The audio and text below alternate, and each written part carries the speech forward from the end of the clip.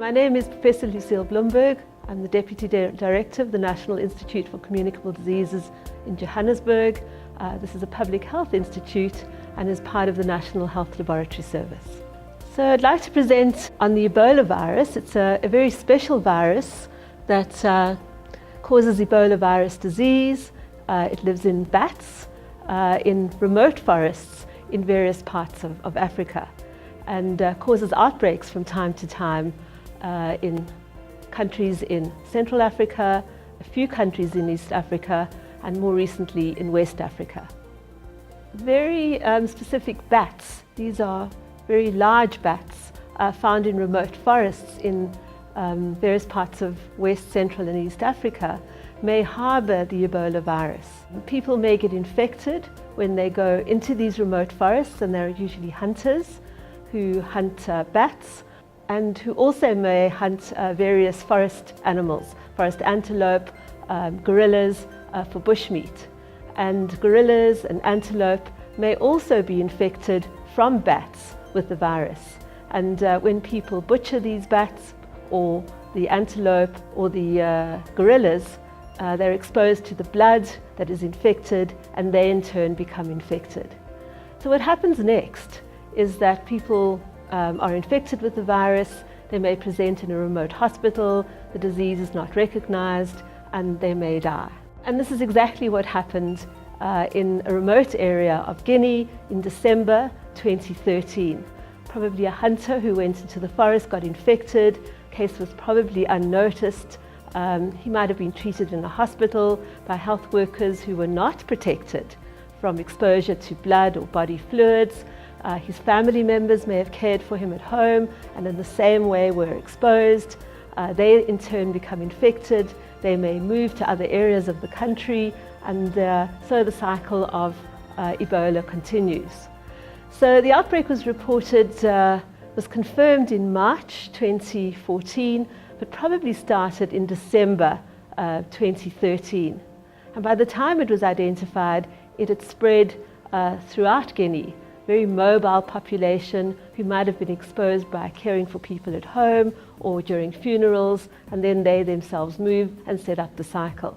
And to date, we have really a huge outbreak. It's really uncontrolled, more than 15,000 cases and more than 5,500 deaths, predominantly in Guinea, Sierra Leone, Liberia.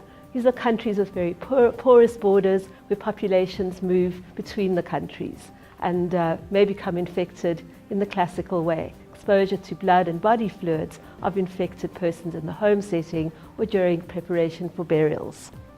So these three countries, Sierra Leone, Guinea and Liberia, are in West Africa. They are really a great distance away from many other countries on the continent, and specifically South Africa, which is more than 6,000 kilometers away from the outbreak area. And in fact, these countries are probably closer to Europe. Many people see Africa as one big country, but there are many countries, particularly South Africa, which are really a great distance away from the outbreak area. There is an outbreak an Ebola outbreak that also happened in a very remote part of the DRC. This is a well-known area for outbreaks of Ebola. Outbreaks occur every 2 to 3 years. Population, the health authorities are very used to dealing with these outbreaks and respond very rapidly. And in fact, this outbreak has been declared over in November 2014. It's important to note that the specific bats that may harbour the Ebola virus are not found in South Africa or in the countries surrounding Africa. They are very specific bats that are found in remote tropical forests in specific countries in West, Central and a few countries in East Africa. So how is the virus transmitted? And I think this is important in understanding how people develop the disease. So you require direct contact with people who are ill with the Ebola virus. So you need to handle the blood, the body fluids, the vomitus, the diarrhea of these patients essentially with bare hands, and possibly during that process touch the skin of your nose, your eyes, or your mouth, which are quite easy to allow viruses to go through. So this really only happens in three settings. Healthcare workers, doctors and nurses who are treating patients who don't have even gloves, who may not recognize that this is a case of Ebola and may handle these body fluids. Many of the hospitals in these three countries are very, very under-resourced, and healthcare workers really don't have the bare minimum of materials to protect themselves. The second is in the home setting. A large number of Ebola patients were cared for by family members. They obviously were unprotected and were handling blood, body fluids, feces and vomitus of these patients, and in the process becoming infected. The third way is during the traditional burial practices, where the bodies are prepared for burial. It's a very, very important traditional practice in these families. And again, the people who are helping with this process are exposed to body fluids, particularly to feces. And it's an important way of them becoming infected. So it's really healthcare workers, it's family members, it's those helping with burial practices who are at risk and have become infected. And if you look at the people who've had Ebola virus disease, they fall into one of those categories. It's not people who are tourists, who have casual contact with people with Ebola. You really need that incredibly close contact. So what should one do to respond appropriately when one has an Ebola outbreak? And what has gone wrong in these three countries? Well, you really want to interrupt the chain of transmission.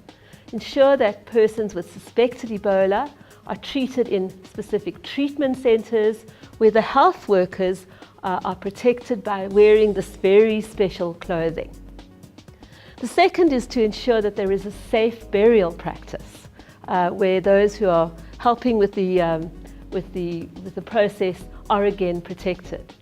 But often people don't want to go into a treatment centre, they're afraid. A number of the patients who've gone in have died, there is no specific treatment, and up to 60% of those who've been treated in treatment centres have unfortunately died. So people have chosen to be managed and cared for at home by family members, and that kind of just makes sure the chain of transmission is not interrupted.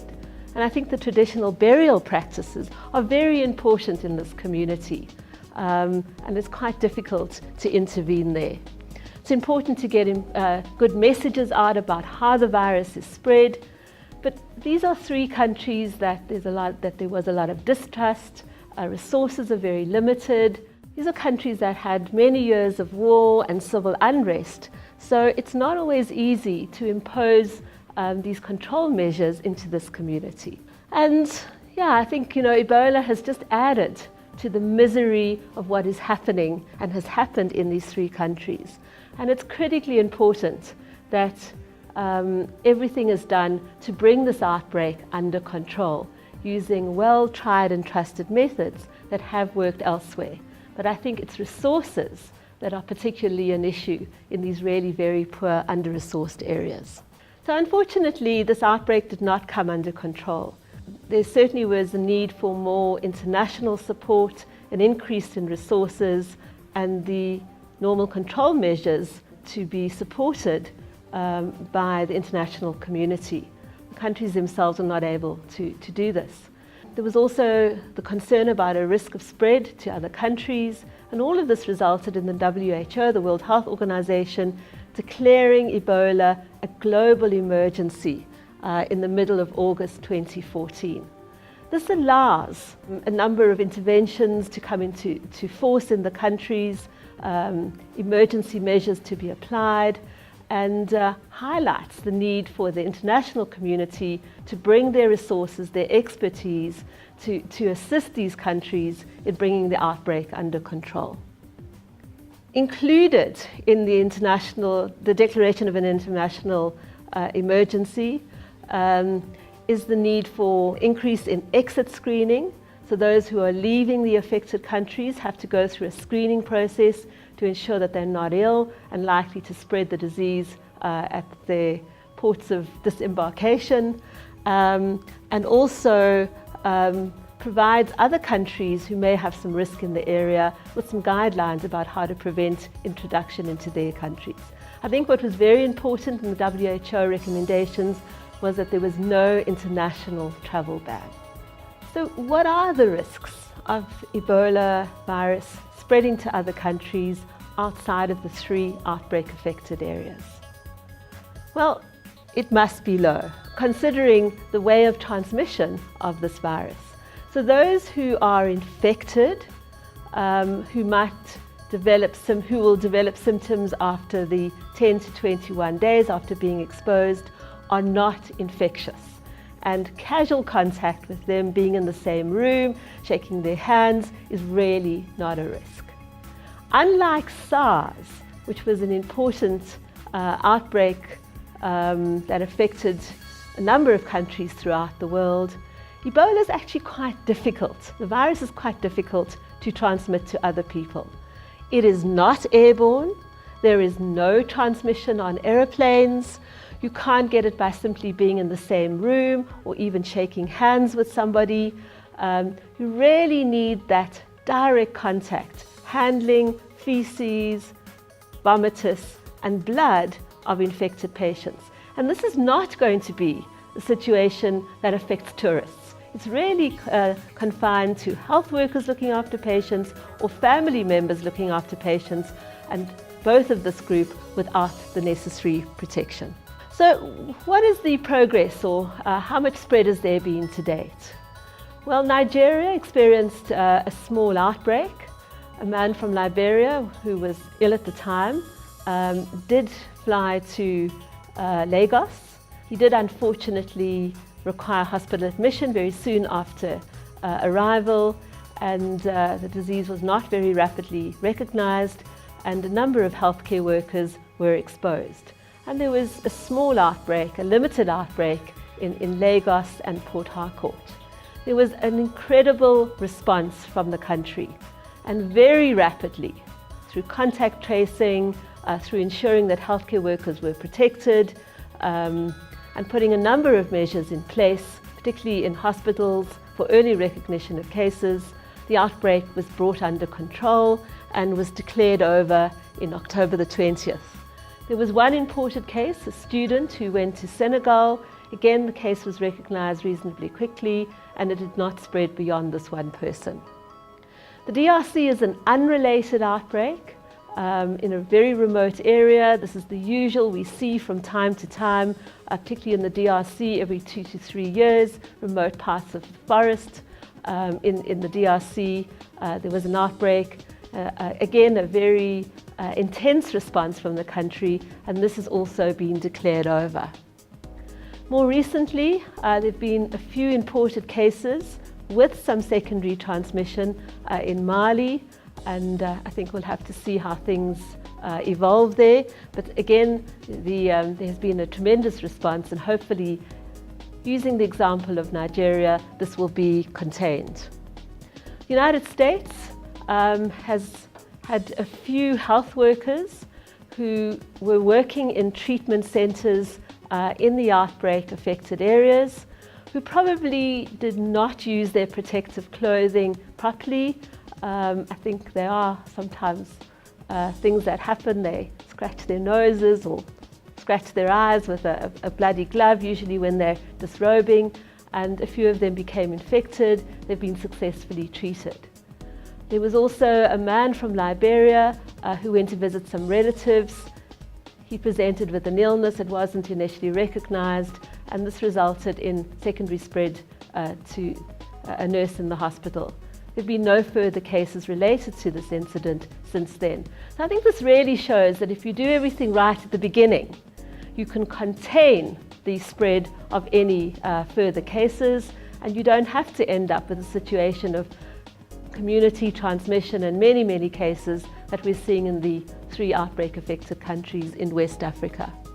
And then Spain, very similar to the United States. Somebody, a Spanish citizen, was brought there for treatment, and one of the nurses was exposed. Again, probably because of improper use of protective clothing.